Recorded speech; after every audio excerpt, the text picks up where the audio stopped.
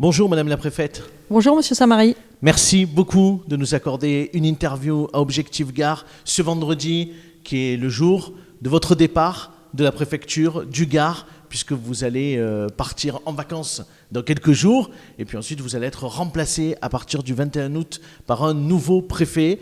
Alors moi je voulais ce matin avec vous à travers cette interview redérouler ces 2 ans et demi que vous avez passé dans le Gard.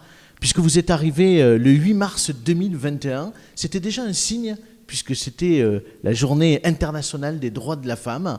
Et la première question que je voulais vous poser, c'est, vous avez été très attentive aux questions autour des violences faites aux femmes. Est-ce que vous pensez dans le Gard qu'à travers les initiatives que vous avez portées, les choses se sont un peu améliorées ? Si je me fie aux statistiques, les choses ne se sont pas améliorées. Je pense que ce qui s'est beaucoup amélioré, c'est la prise en charge des femmes victimes de violences, mais peut-être que encore certaines hésitent à venir déposer plainte.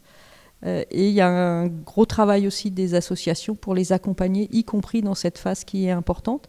Mais oui, le 8 mars 2021, c'était un peu emblématique et de le déposer ce jour, c'était vraiment le hasard. Mais comme j'étais la première femme préfète du Gard et donc que je resterai dans l'histoire de ce département. C'est ça. Oui, je trouve que c'était une belle journée et le 8 mars 2022, on a aussi essayé de réunir des femmes d'univers très très différents, tout simplement pour partager ensemble, pour évoquer ce qui fonctionne bien, ce qui fonctionne moins bien, les appréhensions. Et je pense qu'il faut vraiment continuer comme ça, mais le vrai travail de fond qui est à continuer, c'est d'appuyer et d'aider ces femmes qui sont victimes de violences. Et puis, le 8 mars 2021, on s'en rappelle presque plus aujourd'hui, mais c'était un autre monde, puisqu'on était encore dans la crise Covid. Vous êtes arrivé, même si on était dans la dernière partie de cette pandémie, elle y était encore présente. Et quand vous êtes arrivé ici, il y avait encore les gestes barrières, on portait encore des masques. On portait des masques, on a connu le pass sanitaire. Moi, je me souviens m'être fait tester pour aller au départ du Tour de France à Nîmes. Ma première visite de centre de vaccination, c'était à Saint-Ambrois. Et on a un peu oublié que la fin, j'allais dire, juridique de cette pandémie et de ces périodes-là, c'était 2022, c'était il y a 1 an seulement. Il y a quelques semaines, et ça fait presque écho à votre prédécesseur Didier Loga, qui, sur notre plateau à l'époque, quand vous l'avez remplacé, quelques jours avant, on l'avait reçu pour une interview, comme nous le faisons ce vendredi. On lui avait posé la question de savoir quel était son principal échec, et il avait dit c'est la question autour de la sécurité. Et il y a quelques semaines, le Gard, particulièrement Nîmes, Pissevin, a été marqué par des événements d'insécurité. Est-ce que pour vous aussi, vous diriez que ça reste un échec ? Pour être plus précis, je pense que le principal échec, c'est la sécurité routière. La sécurité routière, parce que ça faisait longtemps qu'on n'avait pas eu autant de morts dans notre département. Actuellement, à fin juillet, on est à 32 morts dans le département. Donc oui, ça, c'est un échec. Et je ne sais pas ce qu'on peut faire. Voilà. Donc là, pour moi, c'est vraiment ça. Sur les questions d'insécurité, moi, ce que je retiens surtout, c'est la mobilisation des services de police et de gendarmerie, qui ne s'est jamais démentie, qui est très forte, dans un environnement qui est devenu très complexe, et avec cette augmentation de la violence qui fait que quand ils interviennent, eh bien oui, leur vie peut être mise en danger. On a bien vu à Pissevin qu'on a quand même un policier qui s'est fait tirer dessus. C'est pas, il aurait pu, s'il n'avait pas eu son gilet pare-balles, il aurait pu être tué. On voit aussi, et ça s'était passé, que maintenant, quand les gendarmes interviennent dans des maisons, il faut qu'ils fassent très très attention, parce qu'on ne sait pas ce qu'il y a derrière la porte. Pendant les émeutes que nous avons connues, on a quand même eu le commissariat d'Alès et la brigade de gendarmerie de Quissac qui se sont fait attaquer. Donc voilà, donc oui, on est dans une société qui est devenue très violente. Oui, il demeure des questions de sécurité. Et oui, le Gard est un département où l'insécurité existe, on ne peut pas le nier, mais où les services de police et de gendarmerie sont très engagés pour y faire face.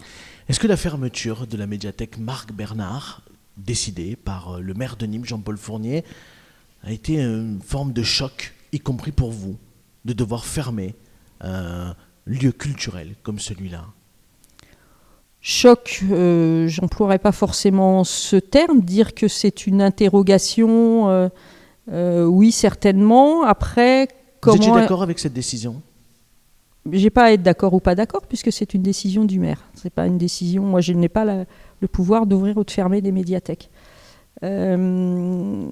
Après, la question derrière, c'est comment on réouvre. Et je n'ai pas la réponse. Alors, on est dans une forme d'impasse aujourd'hui. Hein. Alors, en fait, je ne suis pas certaine qu'on soit dans une forme d'impasse, puisqu'on avait prévu un certain nombre d'actions qu'on devait conduire et qu'on avait organisées d'une façon assez précise. Et puis derrière, notamment avec les émeutes ou autres, on a été obligé de la reporter. Donc, je pense qu'elle se fera à la rentrée. Et il faut vraiment œuvrer pour cette réouverture. Encore une fois, la décision ne m'appartient pas. Et surtout continuer à soutenir l'ensemble de ces associations qui, dans ces quartiers, sont engagées, font beaucoup de choses, et penser toujours, je pense, à tous les habitants, sauf quelques-uns, qui ne demandent qu'une seule chose, c'est vivre en paix. Et le message d'espoir que je veux leur envoyer, c'est d'abord, comme je l'ai dit, toutes celles et ceux qui s'engagent. C'est aussi ces grosses opérations qui prennent du temps, mais l'ANRU, voilà, on commence déjà à voir les premières destructions de tours. Il y en a d'autres qui vont arriver. Il y a leur code. Alors c'est vrai que ça paraît immense, mais ça prend du temps. Mais on commence à voir. Mais au final, c'est la source de changement. Elle est vraiment là. On va parler aussi des moyens, parce que pendant votre période, ici, dans le département du Gard, on a bénéficié de moyens supplémentaires, de forces de police en particulier. Il y a eu des annonces qui ont été faites, et des moyens et des effectifs supplémentaires. Mais une question quand même sur votre successeur, Jérôme Bonnet, qui arrive de la police judiciaire. Il est directeur expérimenté dans la lutte contre le trafic de drogue internationaux. Il y a un nouveau patron également à la police nationale à Nîmes. Est-ce qu'on y voit ici une volonté de l'État de muscler le jeu dans le département du Gard? Là, je ne peux pas vous répondre puisque c'est pas moi qui ai décidé. Donc je pense que c'est pas à moi qu'il faut poser la question. Concernant en tout cas les moyens supplémentaires qui ont été mis en place depuis votre arrivée, qu'est-ce que vous diriez que ces moyens aujourd'hui apportent de réelles solutions? Alors l'augmentation des moyens, c'est effectivement une réponse très concrète à cette situation dont nous venons de parler. Ça permet effectivement de conforter l'action des services de police et de gendarmerie. Et je rajouterais aussi ponctuellement les renforts que nous avons eus, notamment avec des compagnies de gendarmerie mobile ou des unités de CRS pour appuyer nos services. Ce qui est important, et ces moyens le permettent, c'est vraiment la lutte contre la délinquance au quotidien et la présence partout au quotidien. C'est ça qui est important. Ça se voit en tout cas. Ça se voit à Nîmes, qui est une ville très touristique l'été. On le voit, il y a une présence policière beaucoup plus importante dans les rues nîmoises également, et qui renforce bien évidemment le sentiment de sécurité pour les habitants et les touristes.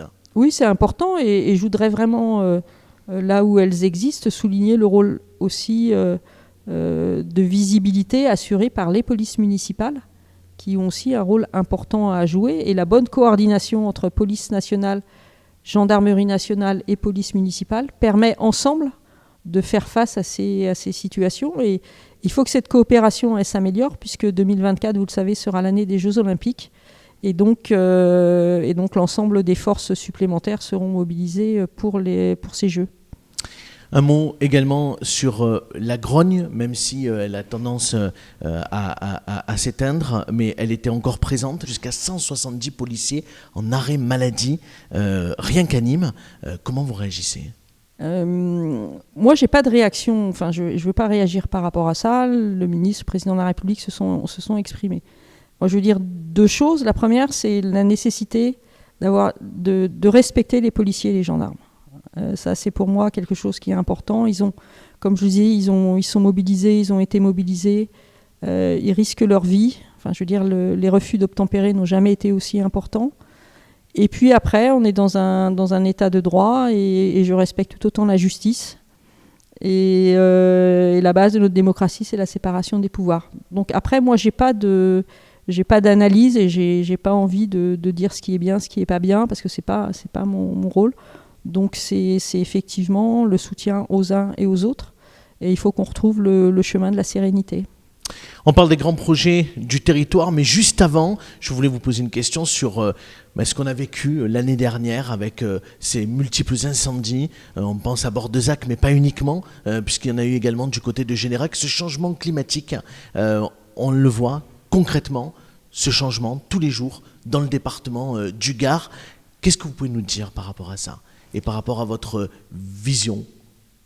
D'abord, vous l'avez dit, hein, c'est pas quelque chose à venir, c'est quelque chose qui est là.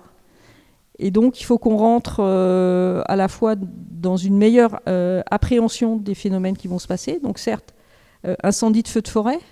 Donc, je rappelle les obligations légales de débroussaillement, l'entretien des DFCI, les moyens aussi que met le SDIS du Gard en louant ces 2 hélicoptères bombardiers d'eau. Je retiens aussi la grande solidarité des pompiers de la région, de cette zone méditerranéenne. Mais ils ne pourront rien faire si les citoyens ne se mettent pas aussi à être des acteurs de cette sécurité et lutte contre les incendies. Et puis l'autre phénomène, c'est sécheresse, c'est la problématique de l'eau. Et donc il faut aussi qu'on rentre dans une ère de sobriété en termes de consommation d'eau et de le faire à bon escient. Voilà, une piscine, elle n'est pas obligée d'être vidée quand on quitte son lieu de vacances, elle peut rester pleine, et puis après on fait les ajustements qui vont bien.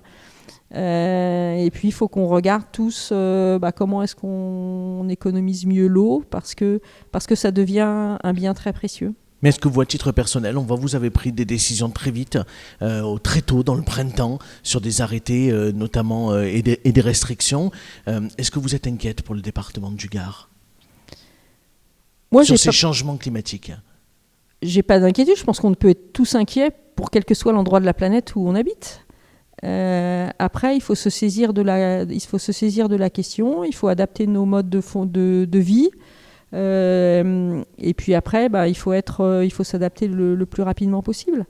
Et puis, il faut essayer d'anticiper justement par ces sujets de sobriété dans la consommation. On voit bien que, par exemple, beaucoup d'entreprises investissent sur des dispositifs où on est moins consommateur.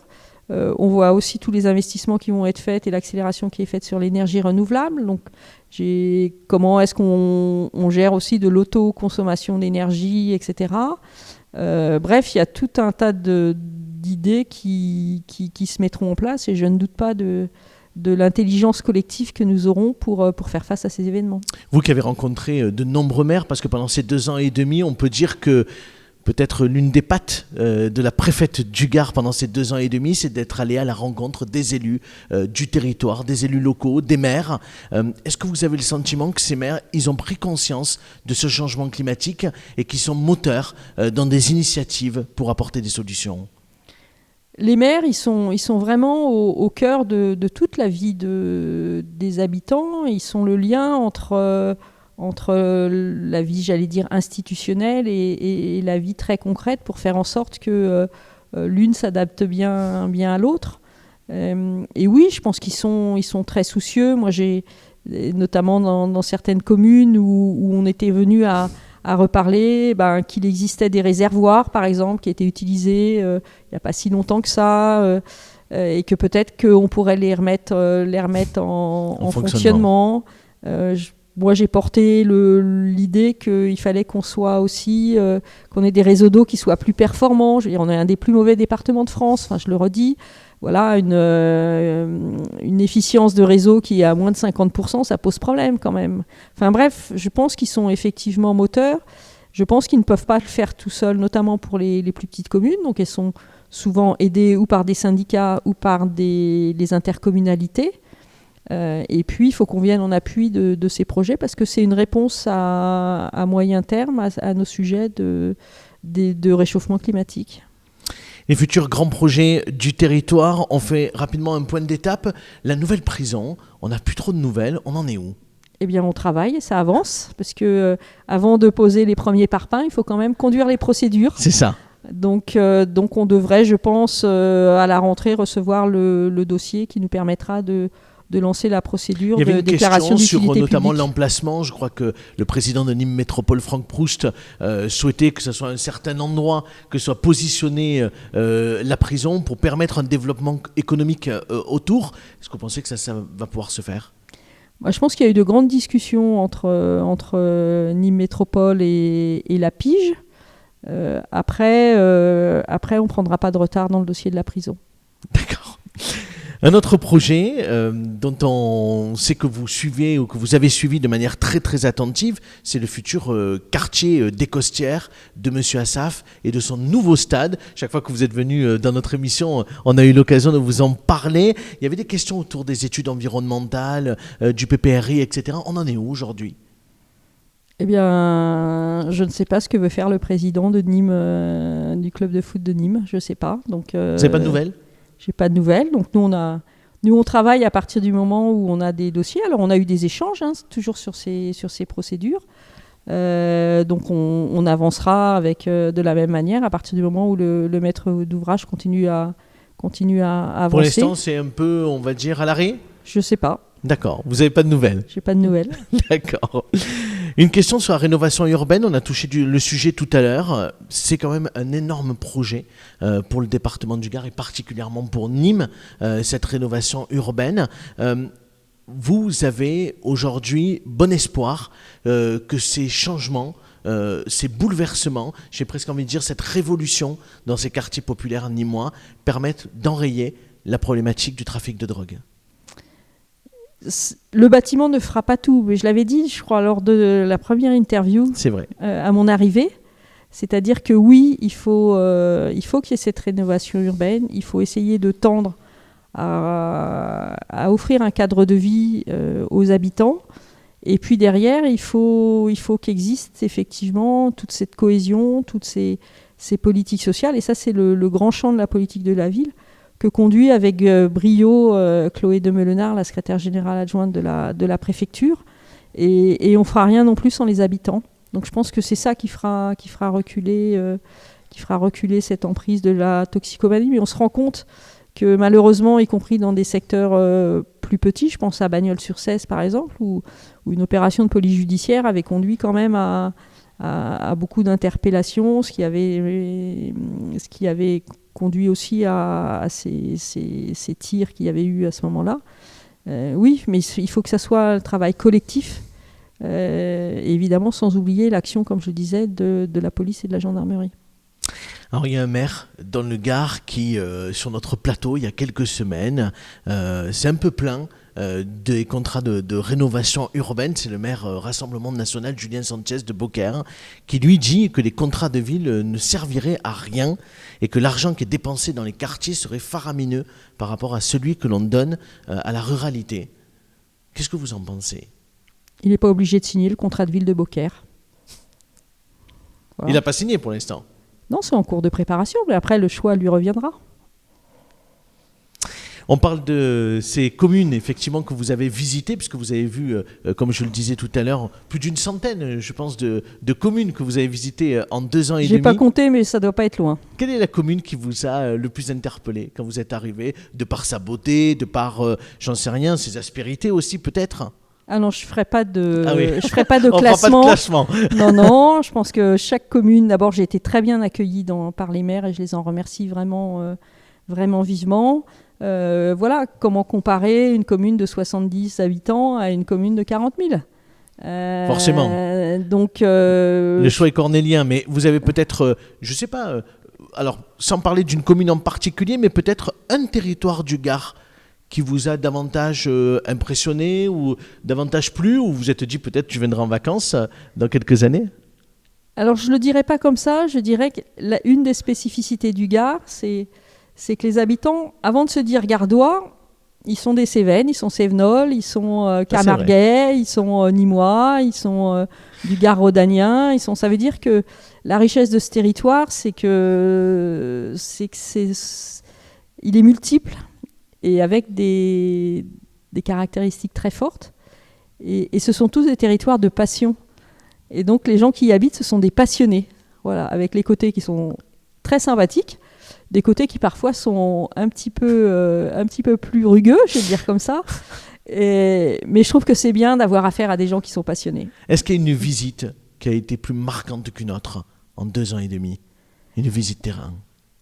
Alors, parce que je l'ai découvert, c'est quand je suis allée visiter les ruisseaux couverts. C'est-à-dire que j'avais pas imaginé en arrivant, même si j'avais vu que le Gard avait été un département minier, les conséquences aujourd'hui de cette industrie minière. Et je me souviens quand je suis descendue dans ces ruisseaux couverts, c'était impressionnant. Et du coup, l'envie qu'on a, c'est d'aider quand même les élus à avancer sur ce sujet. Et voilà, ça c'est une visite impressionnante. Après, oui, il y a des beautés qui sont extraordinaires. Moi, j'ai beaucoup aimé les Gouales, j'ai beaucoup aimé... je suis allée aussi, il n'y a pas très très longtemps, au cirque de Navacelle, même s'il est un peu partagé quand même. Oui, c'est ce que j'allais dire. Mais j'ai pas franchi le Vidour, là. Bon, ça va. Donc, ça On va. vous en voudra pas, alors. Et voilà, moi, j'ai vu dans le Gard rhodanien des villages qui sont magnifiques. Enfin, donc partout. Enfin, je veux dire, c'est la chance de ce département, c'est qu'il est très beau. Enfin, la richesse de la faune sauvage en Camargue, enfin les flamants roses. Enfin, moi, les flamants roses, j'en avais vu que dans les eaux. Enfin, voilà, c'est tout ça qui est en magnifique. quelques kilomètres, on a l'impression de voyager, en fait, Une dans ce petite département. France. C'est ça, exactement. Est-ce qu'il y a un projet, une réalisation qui vous tient le plus à cœur durant votre mandat, que vous avez mis en œuvre? Alors que j'ai lancé et qui j'espère se terminera d'une façon positive, c'est l'atelier des solutions. C'est-à-dire comment faire sur un territoire donné, qui est celui du Scott Sud-Gard, donc en gros c'est tout le sud du département, comment faire en sorte qu'avec toutes les contraintes qu'il connaît, on a les plans risques inondation, on a les espèces protégées qui est aussi une richesse, on a évidemment la lutte contre l'artificialisation des sols, on a tout un tas de choses. Comment est-ce que des terres agricoles, des secteurs urbanisés, comment collectivement les acteurs de ce territoire peuvent se projeter sur l'avenir et construire quelque chose ensemble. Et donc j'espère qu'on y arrivera. En effet, l'atelier des solutions... solutions... j'emploie toujours le « on ». Oui, effectivement. Plusieurs maires, en tout cas, ont loué cette initiative et en ont parlé sur les réunions que vous aviez pu mettre en œuvre. Les sujets que vous espérez que votre successeur puisse poursuivre? J'ai eu une conversation avec lui, mais comme Didier Loga avait eu avec moi, j'ai pas de conseils à donner ou de dire, bon, il y a tous les sujets structurants dont on a parlé, hein. C'est sûr que le sujet de la prison, il faut qu'il continue, c'est sûr qu'il y a des sujets comme ça. Moi, je souhaite qu'il trouve dans l'exercice de ce beau métier autant de bonheur que moi j'ai pu en trouver, même si c'est très prégnant. Voilà, moi j'ai pas de conseils à donner parce qu'on sait très bien aussi que on peut se fixer des trajectoires et après vous avez les événements qui pour une raison ou une autre en font un peu dévier. Voilà, donc mais j'ai évoqué avec lui un certain nombre de dossiers du département. Une toute dernière question, Madame la Préfète. Qu'est-ce que vous allez faire maintenant, puisque vous quittez ce soir vos fonctions de préfète du Gard? Qu'est-ce que vous allez faire désormais? On sait que Didier Loga, celui que vous avez succédé, est encore ici, à Nîmes. On le voit régulièrement. D'ailleurs, on l'a vu, y compris dans les arènes, à l'occasion du Festival de Nîmes. Ce que vous aurez, alors je crois que vous allez plutôt du côté de Marseille, mais vous aurez l'occasion de revenir ici, dans le département? J'espère. Marseille n'est pas si loin, hein, puisque j'ai fait la route inverse, donc je peux vous confirmer que c'est pas si loin. Qu'est-ce que vous allez faire maintenant, en tout cas? Eh bien, moi, d'abord, je pars en vacances, et puis c'est d'avoir une petite année, ce que j'appellerais sabbatique, c'est-à-dire prendre un peu le temps de faire ce qu'on a envie de faire au moment où on a envie de le faire. Je crois que on a des métiers qui sont très contraints, alors pas simplement en agenda aussi, mais qui sont aussi très pesant, hein. Quand vous avez des postes de décision, c'est pas forcément facile tous les jours. Donc j'ai simplement envie de me lever le matin en disant tiens, qu'est-ce que je pourrais faire, voilà. Et puis après, je pense que le moment viendra, quand il viendra, de voir si toutes les compétences que j'ai acquises, grâce, je le dis vraiment à notre République, hein, parce que moi, ça fait 40 ans que je suis fonctionnaire. J'ai commencé comme attachée de préfecture, je finis comme préfète du Gard. Donc ça veut dire que voilà, j'ai eu la chance, que j'ai su aussi saisir, mais la chance. Et à un moment donné, je crois d'une façon ou d'une autre, il faut aussi rendre ce qu'on a appris et participer au bien commun. Madame la Préfète, merci beaucoup. Merci à vous. Pour cette interview et puis à très bientôt.